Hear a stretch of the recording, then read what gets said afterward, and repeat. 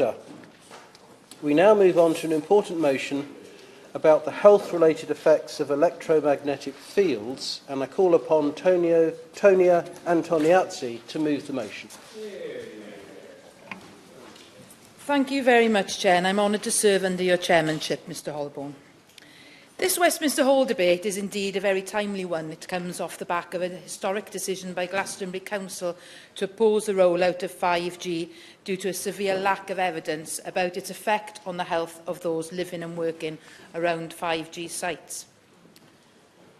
In the words of Martin Paul, Emeritus Professor of Biochemistry at Washington State University, putting in tens of millions of 5G antenna without a single biological test for safety has got to be about the stupidest idea anyone has had in the history of the world.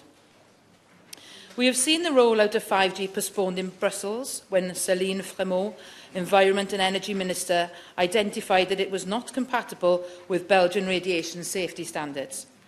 And a planned upgrade to 5G in Geneva was stopped through the application of the precautionary principle until independent findings on possible health damage become available.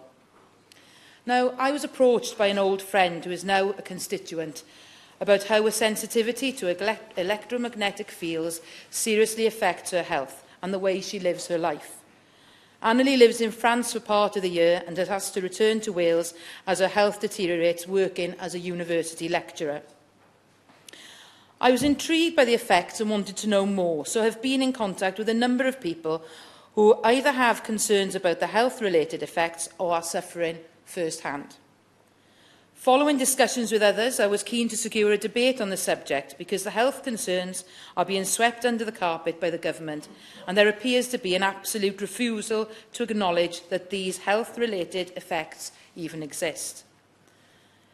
To initiate a conversation about electromagnetic sensitivity has had members of my own team and family telling me that it is all made up. That in itself motivated me to keep reading and to speak to as many people who I can in Wales and beyond who are suffering. And what shocked me was the number of people who have IS, who are too afraid to talk publicly about their illness, as they are really wary of being humiliated and ostracised. Electrosensitivity is a symptomatic sensitivity to electric or magnetic fields of any frequency, including radio frequency transmissions. It's a condition first described in 1932. It's when a person's physiology is affected by external electromagnetic fields, giving rise to a spectrum of symptoms, often neurological. It is therefore an illness caused by environmental agents, essentially an environmental toxic pollutant. It's a condition that can arise due to continued exposure to an environment polluted by man-made EM and RF wireless signals at levels at orders of magnitude below heating effects, and is well understood in many other countries. Symptoms include headaches, fatigue, disturbed sleep, tingling, pains in limbs, head or face, stabbing pains, brain fog and impaired cognitive function, dizziness, tinnitus, nosebleeds, palpitations and others. But as we have seen already with chronic fatigue syndrome, there was a disbelief about those presenting with symptoms, and indeed construed by others as a psychological illness, through a lack of knowledge and difficulty to diagnose. I believe that electrosensitivity will be recognised in years to come, hopefully sooner, and that the government will have to own up to their part in that. And I will be honest with you and say that this is not a subject I ever thought I would be standing here talking about. Yet, as a mother, I was always keen to charge my son's phone outside of his bedroom, while never applying the same rule to myself. Parents seem to care more for their children, especially when we hear that masts being put up on primary schools, more recently one in Haringey, they are stopped. And the masts are no longer being put up there. There is something in this. I do worry also about the impact of social media on mental health and the increasing addictive nature of smartphones, which is impacting on the lives of the youngest of children. There is some evidence for effects of radio frequency signals on mental health and behaviour in children and young people. yet they are not currently considered when trying to address the current increase in mental health and behavioural problems in the UK. Minister, can we include the effects of wireless signals when considering solutions for mental health and behavioural problems in children and young people? The recent advice from the UK Chief Medical Officers on screen time and well-being in young people has ignored evidence for the adverse effects of wireless signals. I will on that point. Can I just ask a question about the wider environmental impact? Because she'll know that 4G is the carbon footprint of all of aviation. 5G is going to be a lot more. And what's more, we're now hearing that 5G will have a detrimental impact on insect life, which globally is decreasing at 2.5% a year. And given the insects are required to pollinate all fruits and vegetables and therefore essential to humanity, doesn't she think that we should apply the precautionary principle here so we know precisely what the impact will be both on insects and on carbon footprint before hurtling ahead for commercial reasons? I thank my honourable friend for his contribution, and I think that climate change and the insect life is something that we need to take into consideration as well when we are discussing the impact of electrosensitivity, electromagnetic fields. As MPs, we have a duty of care to our constituents. There's no escaping the fact that when questions are posed about the safety of new technologies by MPs, schools, local authorities and others, they are given a standard reply from governments. People who question about the health-related effects of electromagnetic fields are just coming up against a brick wall, and I want to break through that wall and pose a number of questions to the Minister today. I like to think that taking safety into account when developing projects and considering safety and sustainability really is the smart way to move forward into the future. Yes, I will.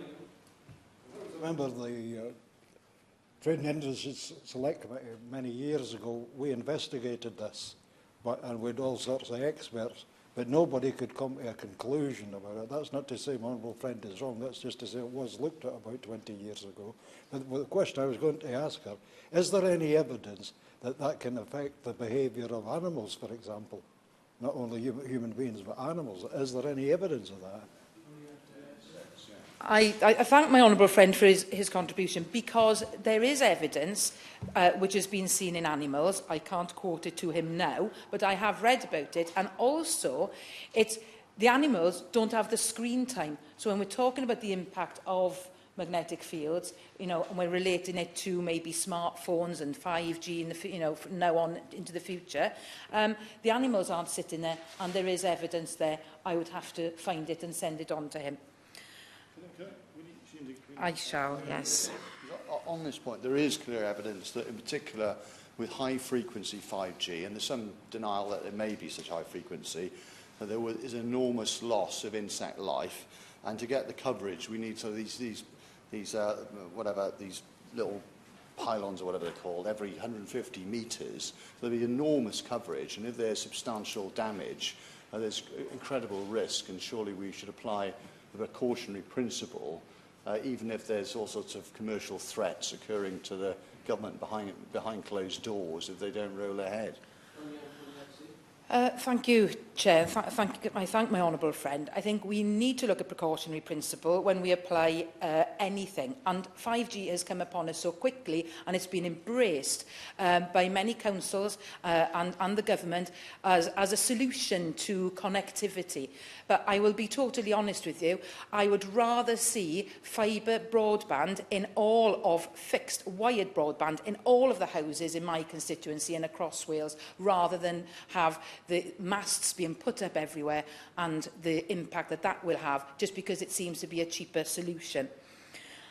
Now, I will not accept a response today that electrosensitivity does not exist. There are studies which show that it does.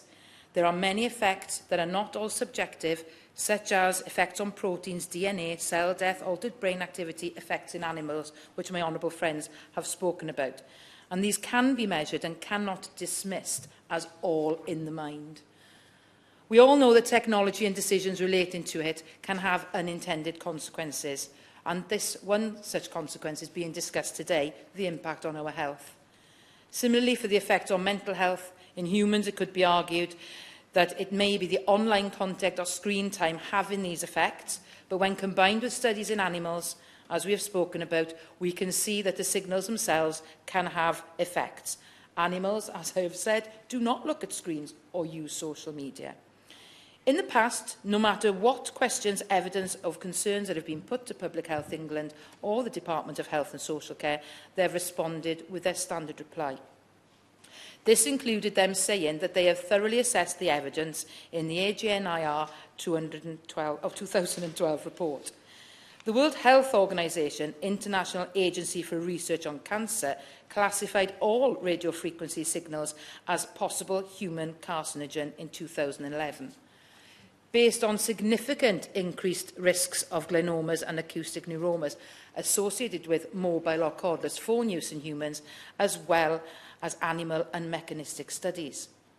Subsequent studies have strengthened the evidence in humans and have provided clear evidence of tumours in animals. Some scientists are even calling for the classification to be upgraded to a definite carcinogen. Why then, Minister, has Public Health England removed all mention of the IARC classification for radiofrequency signals from their current website? They inform people about other possible carcinogens. People cannot make informed decisions or protect those they are responsible for if the information is withheld. Will the Minister commit to inform people that all radiofrequency signals are a possible human carcinogen on their website, in their leaflets, in communications and presentations? Following the publication of the paper in Reviews on Environmental Health on the AGNIR 2012 report, AGNIR was quietly disbanded. However, the inaccurate report is still on their website and being used to justify their advice to MPs and the public. When will the 2012 report be retracted due to it being scientifically inaccurate and out of date? The Department of Education in England and Northern Ireland have said that it is the responsibility of schools to carry out risk assessments before technologies are introduced and used. But schools cannot safeguard pupils or staff through a risk assessment if they have been given inaccurate information. Can schools be accurately informed about these risks so that they can fulfil their child's safeguarding responsibilities? Schools and parents could have been informed that wireless signals are a possible human carcinogen, that there is evidence or damage to fertility, and there are effects on the brain that may adversely affect brain development. Schools could have been advised to use wired technologies to prevent possible harm to health and the development of children. The EU sent out a cautionary message about Wi-Fi regarding school children, yet only France removed it from their primary schools. The Cyprus government has produced short and practical videos warning teenagers and pregnant women about the risks of radio frequency signals and offering simple actions. When will children, young people and parents or pregnant women in the UK be offered similar advice so that they can take steps to stay safer? Public Health England and the Department of Health and Social Care, by denying the existence of adverse effects and providing inaccurate information, have prevented the UK public from living and working in safe environments. When will the government listen to the warnings from scientists and doctors to help MPs better protect their constituents? Because we need to be honest about the risks if we are going to have the possibility of developing safer technologies in the future. Don't ignore the fact that people do have ES. These people do exist and their lives are being ruined. Others who do not have ES also have genuine concerns about the rollout of 5G. You don't have to suffer to be concerned, because the name 5G is deceptive. It implies a simple upgrade from the current 4G or fourth generation wireless, but 5G, it is so much more than that. It is a massive experiment, and the consequences of these actions are largely unknown. One thing I feel very strongly about is for people with ES, there is no escape. Literally, they're going to have nowhere to go. Can we make safe public spaces and living and working environments so that everyone has somewhere to exist? This is extremely urgent, particularly with the introduction of 5G, smart cities, smart roads, the Internet of Things, thousands of 5G satellites. I'd like to see a government that gives a commitment to creating white zones where people can go and have respite when they need it, and a government which will pledge to provide up-to-date, transparent and independent research on the impact of electromagnetic fields and replace the AGNIR report from 2012. There is a need to review the science, as no one will disagree how technology moves on at such a quick pace, and there is even more need to keep up to date with the science. And finally, from one of the letters I have recently received, a heartfelt request from a mum in West Wales. I'm told you think the only way forward is a white zone. I agree. But also to get ES recognised as a disability. I've spoken with my MP and he agrees that if ES could be recognised as a disability, other things such as access to education would fall into place. And I agree with Sarah's statement. Her struggle is real, and so are the lives of many people largely ignored and belittled, and also that of my old classmate Annalie, whose life in the past 10 years has dramatically been impacted by electromagnetic fields on her health. We can no longer hide and pretend it's not happening, and this cannot be swept under the carpet, especially in light of future impact of technological advancements at the expense of people and our environment. To conclude, it is evident the government needs to ensure that the research is independent. It needs to recognise electrohypersensitivity as an occupational disease, as a French court did earlier this year, and put guidelines in place for employers to make reasonable adjustments so that their employees can continue to work in a healthy environment. I remember the days of planning to meet someone without a mobile phone to say you were running late or couldn't make it. Advancements in technology have literally swept through our lives, and before I'm accused of being a Luddite, I think that technology is wonderful and offers great many benefits to all. But we cannot continue to deny that for some there is an impact on their health and well-being. This is also not about stopping progress. This is about making sure that there are no health concerns with that technology and about doing what is best for our constituents. Thank you, Mr Hollowborn. Question is that this House has considered health-related effects of electromagnetic fields. Dr David Drew. Thank you, Mr Hollowborn. Delighted to serve under your chairmanship this afternoon, and my honourable friend Figara has done an admirable job at least raising the issue that the precautionary principle should be paramount before we take on any new technology. Now, from the outset, I'll just say, represent the semi-rural area, please give me 3G. I'm not worried about 4G or 5G, I just want 3G, with all the consequences that brings. So I've still got at least one of my market towns that can't get that. So just a little plug there, that let's get the existing technology in place. But I think what my honourable friend has said is worthy of debate, worthy of the government taking seriously, and worthy of the public understanding that their representatives there are listening to them. Now, Stroud being Stroud, there's an active 5G campaign already underway saying they don't want it, they'll do anything to stop it, and please can we listen to those who have already raised concerns. Like my honourable friend, I've met people who are incredibly affected by electromagnetic sensitivity, to the extent that they moved into a house with a smart meter and had to have that smart meter taken out, and even to the extent they asked their next door neighbour to take their smart meter out. And once they removed the two, their health dramatically improved. Now, you know, people say this is all psychosomatic.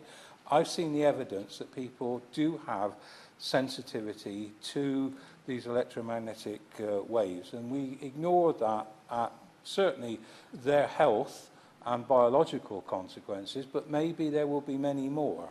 And I want to talk principally because my honourable friend's done a valuable job of explaining the possible health and biological impacts. So I want to say a bit more about planning in a minute. But I think it would be only fair to ask the government to at least respond to the growing evidence that there is from the International EMF Scientific Appeal, FIRE, the Physicians' Health Initiative for Radiation and the Environment, and other reputed scientists in this area, and indeed communities. I mean, Brussels has now stopped the rollout. A number of cities in California have stopped the rollout.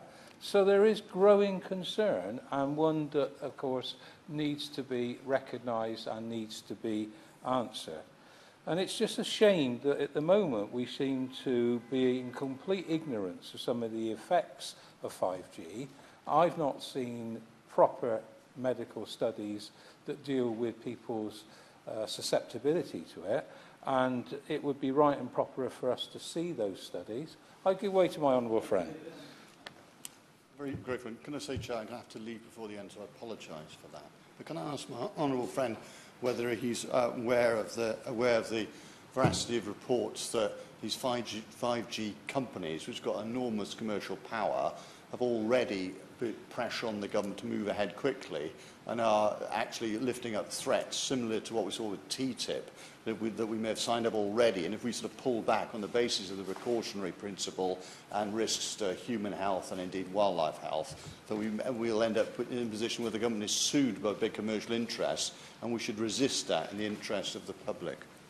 Well, I thank him, and of course I agree with that. And the work he's done on air quality is really very important in this place. And at last, politicians in general are beginning to listen to the threats. And it just seems lamentable at the time that we now understand the threats of air quality through pollution from cars, dare I say incineration and other things, we now have another technology coming in which could be as damaging. Maybe we won't see the effects for years, but we will in decades unless we actually understand what this technology can do to some people. It may not be everybody. It may be down to genetic susceptibility, but we ought to listen to what is happening to those people. So, as I said, it would be useful if the government were to put on record some of the studies and their responses to that studies. And as my honourable friend has just said, one of the real problems is, now we're into 5G, there's a view that where there are already masts, you can just add to. Where there are no masts, you can already put additional technology on them. And I asked the Minister, the biggest worry is that there's a view, certainly in Stroud, that lampposts will be a perfectly acceptable means by which these masts can be substituted by not having to put new ones up. You can just put them on to existing infrastructure. So it would be useful to know from the Minister what powers there are, because I understand in terms of the electronic communications code powers, it's virtually granted unlimited power to the companies to either construct or maintain or develop the current infrastructure without any planning permission. It's all done under delegated responsibility, which means that the general public don't even know what's going up, because normally these things would not be publicised. And of course, there is really very little recourse unless they take court action to try and stop it.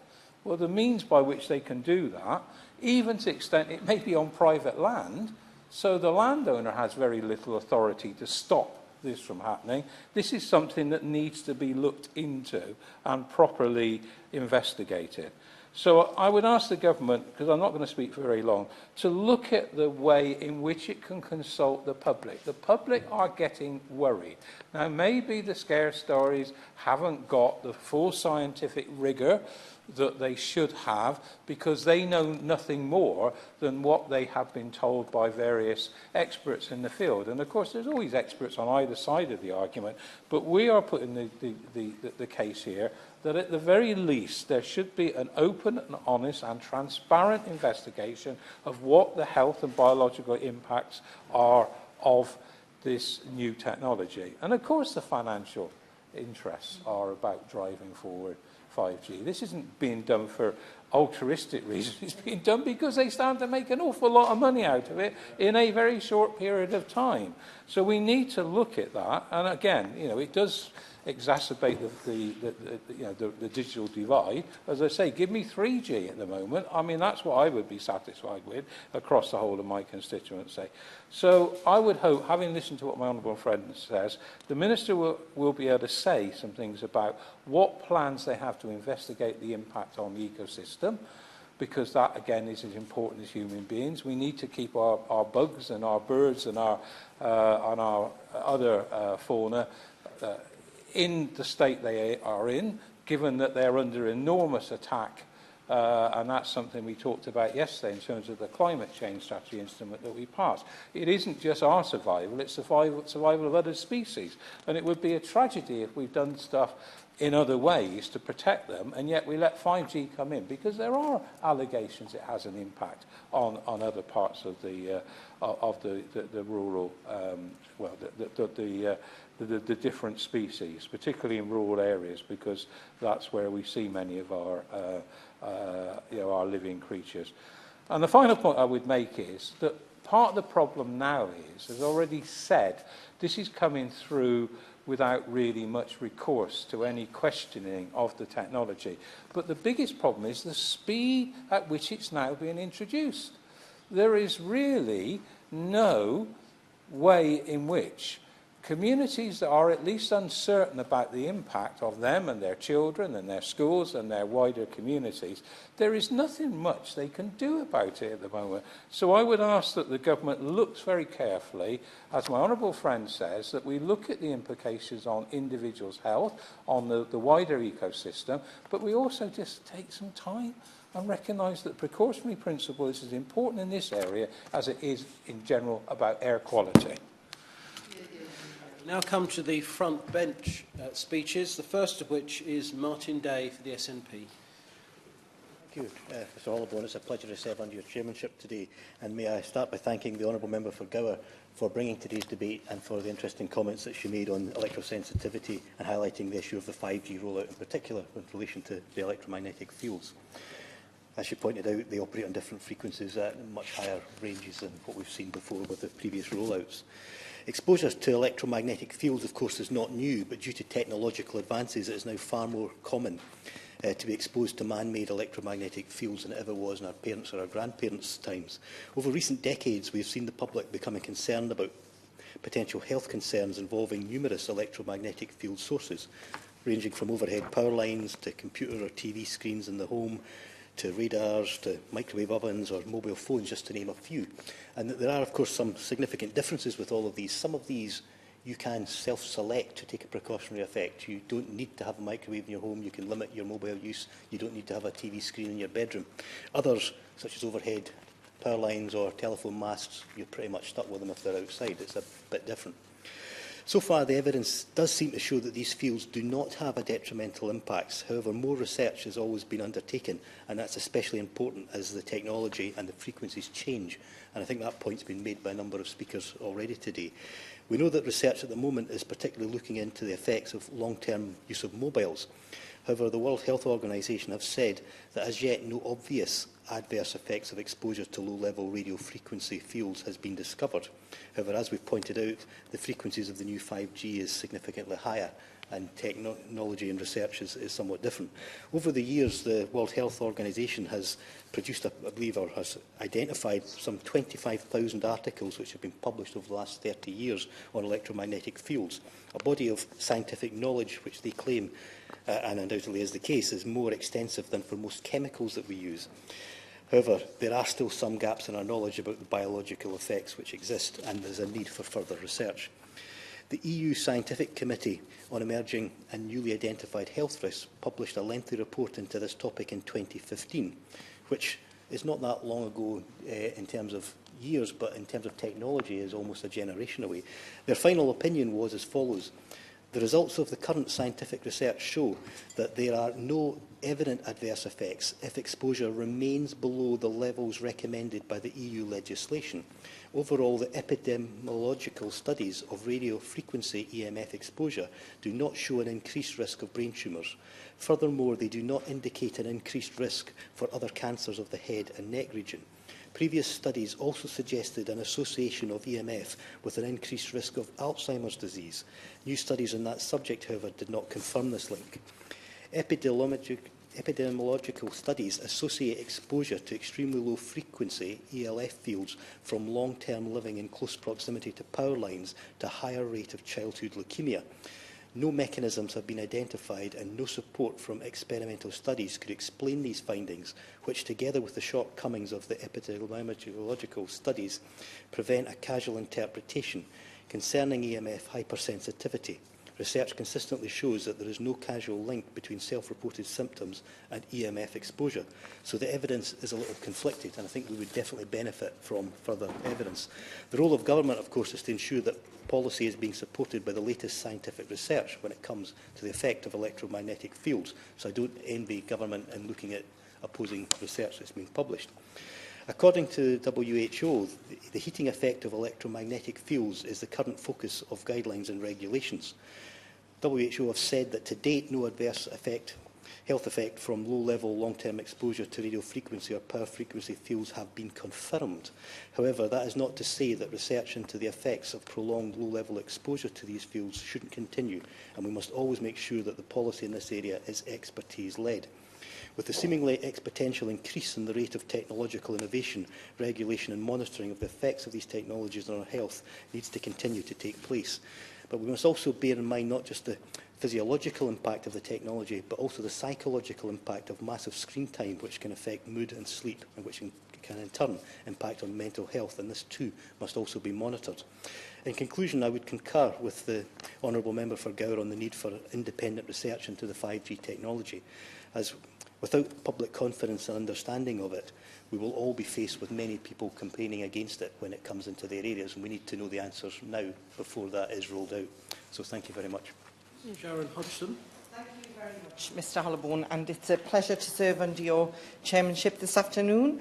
And I would like to start by thanking my honourable friend, the member for Gower, for securing this debate and her excellent speech that she gave setting the scene and informing us all about this issue.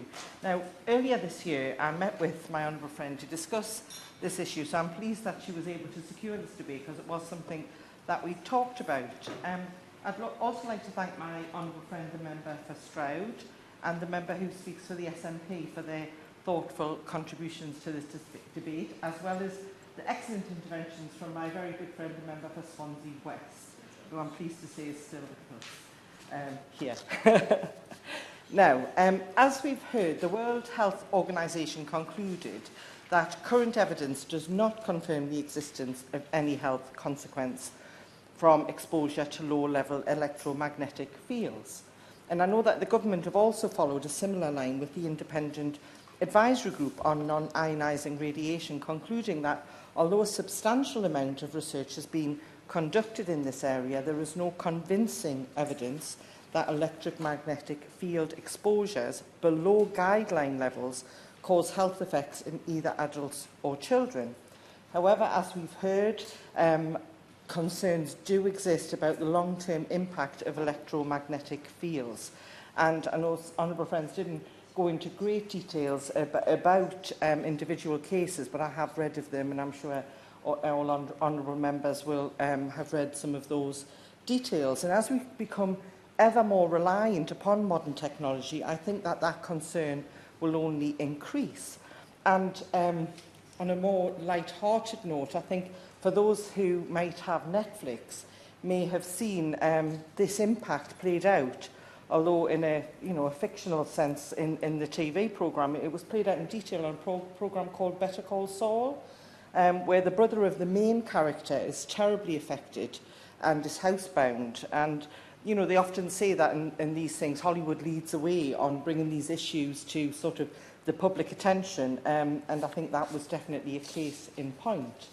And I know that international studies such as Cosmos, the cohort study of mobile phone use and health, and national studies such as SCAMP, the study of cognition, adolescence and mobile phones, exist to continue this research and researching any possible impacts. And it's important that these studies continue so that the public can be aware of all the current advice about electromagnetic fields. And as technology develops, as we've heard, there will continue to be concerns, new and old, about the impact that this could have on our health. So what assessment has the Minister made of all of these studies that conclude, and the ones specifically that conclude that radio waves are carcinogenic? And as we've heard, Cyprus and Australia advise children and teenagers how to limit their exposure to radio waves. And is this something the UK government may consider doing too? And some of my constituents, and as we've heard those of other honourable members, have written to me with concerns about the new 5G network, for example, and I'm very grateful for the Minister's response on this. And I know that my honourable friend, the member for Gower, has had conversations with her constituents who are also concerned about this new technology being rolled out across the country. And as she spoke of, she would like white zones to be considered and protected. Now, white zones, as we've heard, give people who are sensitive to electromagnetic fields or concerned about their impact somewhere to live without interference from radio waves. And that is why I think it is important that this is looked at as a cross-departmental issue, because it impacts... Yes, I will. Happy to. Is she aware of the concerns that 5G can't penetrate through trees? And as a result, we're looking at the destruction of thousands of trees. And this destruction has already started around Swindon. And how can we possibly be serious about our ambitions for zero carbon if we're destroying the trees and also have this huge carbon footprint? It just doesn't add up, and it's clearly environmentally ridiculous. I wasn't aware of that, and obviously he's put that out there on the record. I had heard, though, that 5G actually can go through us rather than, other things go around us. So it can't go through trees, but it can go through humans. So there is a lot more we do need to know about this technology. And as I was saying, I think it has to be cross-departmental, anything that looks at all of this, because of the impact it has on health, business, digital and the environment. And so each department responsible for all those areas should be considering the health implications of electromagnetic fields, whether that's for a small minority of the population or for the majority of the population. So I wondered, is this something that the Minister has considered? And as we roll out digital technology, particularly in rural areas, I do think the protection of white zones should be something that could be considered. We can be world leaders in digital, but that must not be at the expense of health and well-being. And therefore, I urge the Minister to ensure that all information about the health and well-being impacts of electromagnetic fields is made available to the public and is kept constantly under review as we find out more. So, in closing, I would also urge the Minister to work with her colleagues across several departments across government to ensure that the health and well-being of this issue is prioritised throughout the digital rollout. Thank you. Health Minister Seema Kennedy. Thank you, Mr Hollowbone. It's a pleasure to serve under your chairmanship. I want to start by thanking the Honourable Lady for Gower for tabling this debate and giving us the opportunity to discuss this important subject. People are exposed to radio waves in the home, at work and throughout their daily lives. And as the Honourable Lady mentioned, people have been talking about the issues concerned since about 100 years ago, since the early in the last century. But of course, the numbers of devices and transmitters have increased rapidly, and the pace of change in how this technology becomes a part of our daily lives can be very unsettling to some. People ask if radio wave exposure levels are increasing and whether there could be health consequences. And Mr Hollowbone, I want to put on record right at the beginning, very importantly, radio waves are non-ionising radiation. This means the packets of energy that form the radiation are too small to break chemical bonds. The radiation cannot damage cells and cause cancer in the same way as ionising radiation. Even so, there are concerns that this type of radiation could cause health effects, and a great deal of research has been done in the United Kingdom and around the world to clarify that matter, and the government takes this very seriously. I know that there have been a number of issues, both for my department and for colleagues in other departments, that have been raised during the course of the debate, and I will try to address them, and I will also pass them on to other colleagues. Health concerns about electromagnetic fields have been raised in relation to each successive wave of new communication services, from 2G to 3G and 4G mobile phone networks, with Wi-Fi, smart meters, and now with 5G. And I've certainly noticed the growing number of letters that I've received from parliamentary colleagues passing on their concern from constituents, and I'm grateful for the opportunity to address some of these today. Concerns about telecommunications networks first came to the fore in the late 1990s, and a report containing an evidence review and recommendations was prepared for government by the Independent Expert Group on Mobile Phones under the chairmanship of Sir William Stewart. A major research programme was performed and the international exposure guidelines were adopted, with a commitment from industry that they would be followed. While many new services and technologies have been launched, the basic way they're delivered has not actually changed. That's by radio, and the science of how radio waves affect the body does not change when a new technology is launched. However, the government takes people's health concerns over electromagnetic fields very seriously. It has committed and continues to commit significant resources to supporting research and analysis on this topic. There are policies in place to make sure the exposure guidelines are followed. Public Health England monitors the health-related evidence and collaborates internationally to ensure any important new evidence is identified and responded to. Yes, she might be referring back to her speech about something, and then I was going to respond to a comment she made, but I'll happily give way. I thank the Minister for allowing me to ask this question, but would she be able to point out to where this evidence is that the government has, the recent evidence and Public Health England? Is it in the public domain? What I was going to say was, because I know the Honourable Lady talked about accurate information and honesty about the information that's put out by Public Health England. Public Health England conducts extremely rigorous research. It's all based on the best available international evidence. It's based on monitoring assessment of expert reviews. And some of these things, of course, will be in the public domain and others won't. I'll happily write to the lady, Honourable Lady, with all available evidence that is available in the public domain. Can I just finish this point and then I'll happily give way? The Committee on Medical Aspects of Radiation in the Environment has a watching brief on non-ionising radiation. It assesses all the available data to give health advice. Many scientific studies have been done over several decades and a wide range of health topics have been investigated, including cancer, reproduction, cognitive effects and electoral hypersensitivity. I'll happily give way.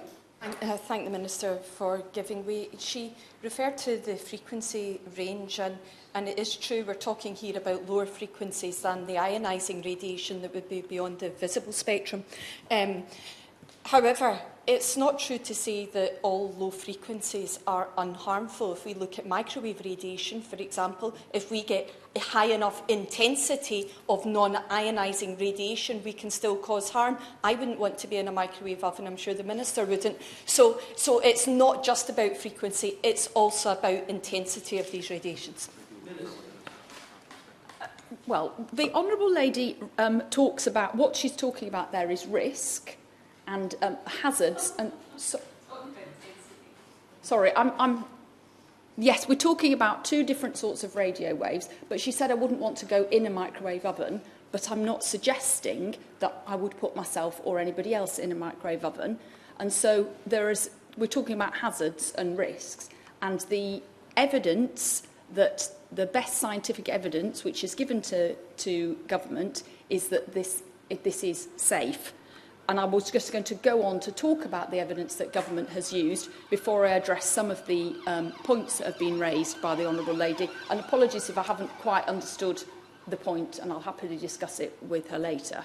So expert groups in the UK and around the world have examined the evidence and published many comprehensive reports.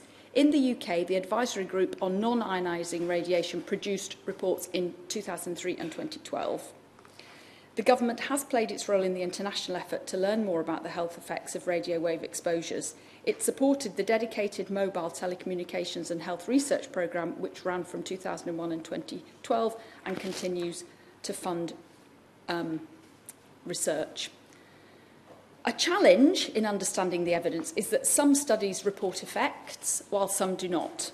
Sophisticated analyses are needed to draw studies together, considering their strengths and weaknesses, and to work out what they mean collectively. That is the role of expert groups.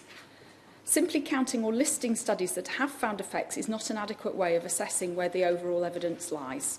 More recently, an expert group reporting to the European Commission delivered a review in 2015, and the World Health Organization is currently carrying out a major review on radio waves and health.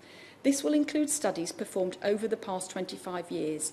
Overall, these expert groups have not found any clear evidence of adverse health effects occurring if the International Commission on Non-Ionising Radiation Protection Exposure Guidelines are followed.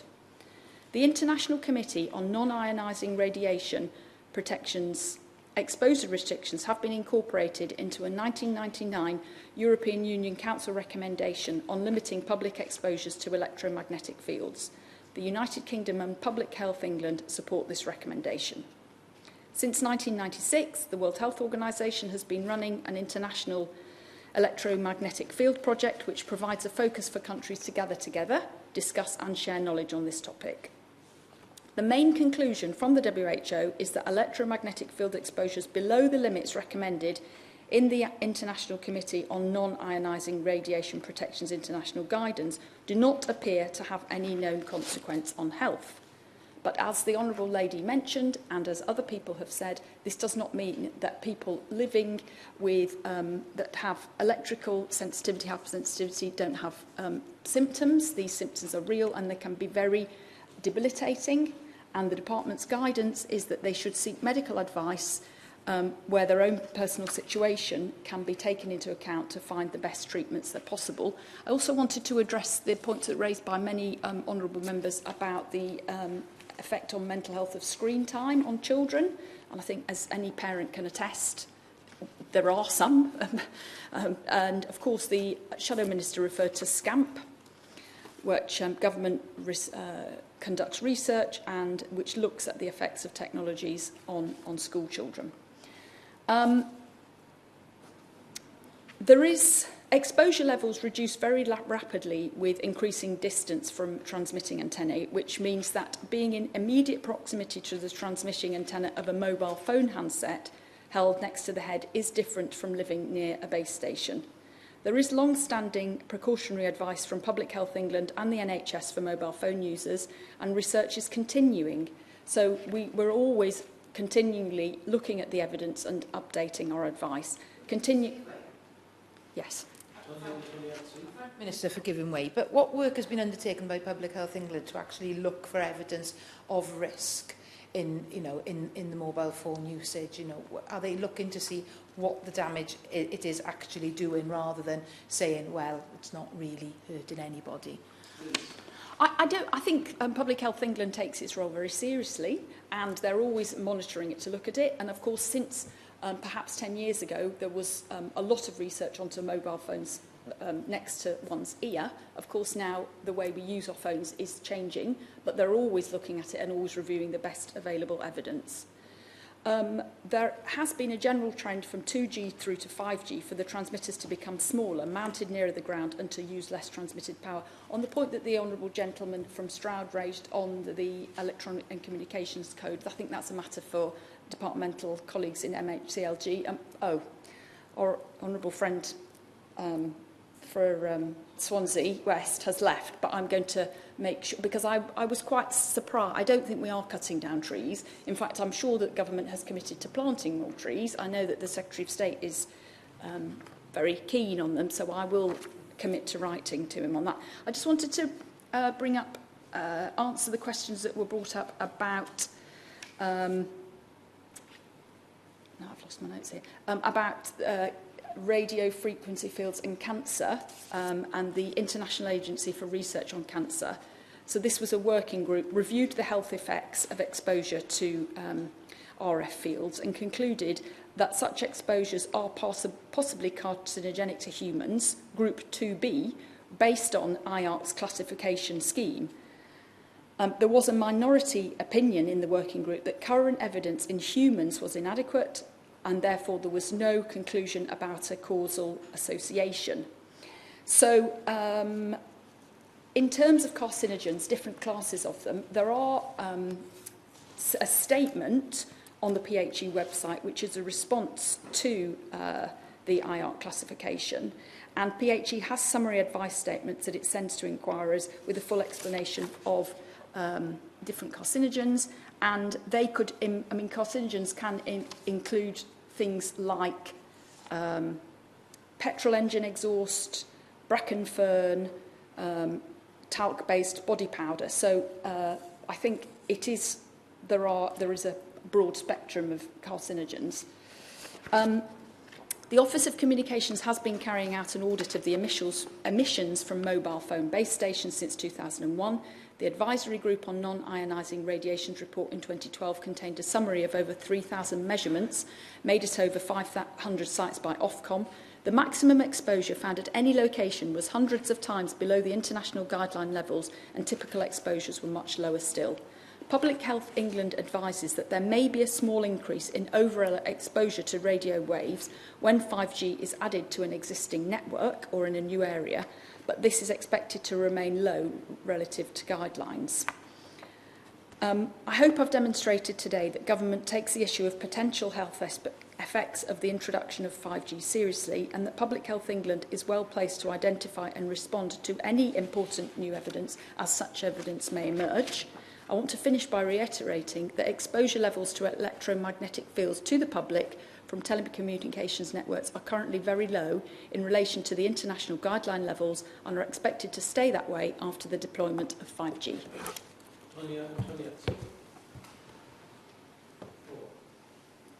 I'd like to thank the Minister for her response, and also to the members of all parties that have taken part in the debate. I have concerns over the international guidelines, and I also think that exposure cannot be underestimated in this case. But I am going to just say that when the Minister in DCMS was asked a question by my honourable friend from Stroud, it was reported that it was her belief that the next generation network will not endanger the public, and she added that Public Health England had found no evidence of any significant risk, and that the government anticipates there will be no negative effect on public health. And I'm afraid those statements are far from reassuring. Belief and anticipation are insufficient to make such statements, and we have to think about the precautionary principle. But to state that there is no evidence of significant risk begs the question of what level of risk is acceptable, and at what stage does an unknown risk move from being acceptable to significant. So I'd like to end there, Mr Hollowborn, and say thank you very much. The question is that this House has considered health-related effects of electromagnetic fields. As many as of that opinion say aye. Aye. Of the contrary, no. The ayes have it, the ayes have it. Order, order.